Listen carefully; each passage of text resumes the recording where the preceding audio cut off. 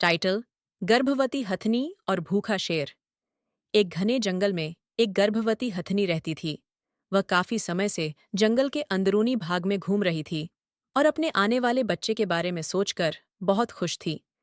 उसे हर दिन अलग अलग जगह पर जाकर खाने की तलाश करनी होती थी। एक दिन वह जंगल के एक छोटे से तालाब के पास पहुंची, जहां हरी भरी घास और पानी था। उसी जंगल में एक भूखा शेर भी रहता था। कई दिनों से वह शिकार नहीं कर पाया था और भूख के मारे उसकी हालत खराब थी। जब उसने दूर से गर्भवती हथनी को देखा, तो उसके मन में विचार आया कि यह हथनी एक अच्छा शिकार हो सकती है। उसने मन ही मन सोचा कि अगर वह इसे शिकार बना ले, तो उसकी भूख लंबे समय तक मिट सकती है। शेर धीरे धीरे हथनी की ओर बढ़ने लगा, लेकिन हथनी ने दूर से ही शेर को देख लिया और समझ गई कि शेर उसे शिकार बनाने के इरादे से आ रहा है।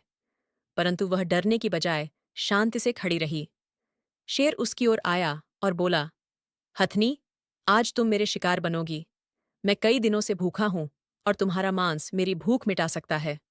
हथनी ने धीरे से कहा, मैं समझ सकती हूं कि तुम भूखे हो और तुम्हें भोजन की आवश्यकता है, लेकिन मैं गर्भवती हूं और कुछ ही समय में एक बच्चे को जन्म देने वाली हूं।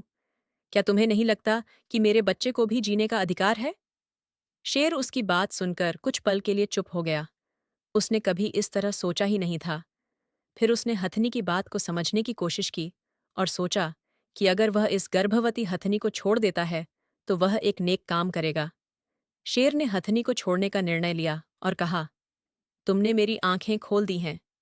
मैं तुम्हें और तुम्हारे आने वाले बच्चे को जीवन दान देता हूं। जाओ, अपनी जिंदगी खुशी से जियो। हथनी ने शेर को धन्यवाद दिया और वहां से चली गई।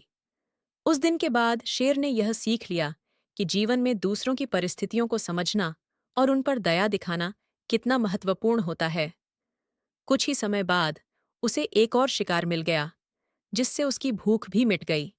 कहानी की सीख: दया और सहानुभूति से भरा दिल ही सच्ची इंसानियत है। हमें दूसरों की परिस्थिति को समझना चाहिए और संभव हो तो उनकी मदद करनी चाहिए।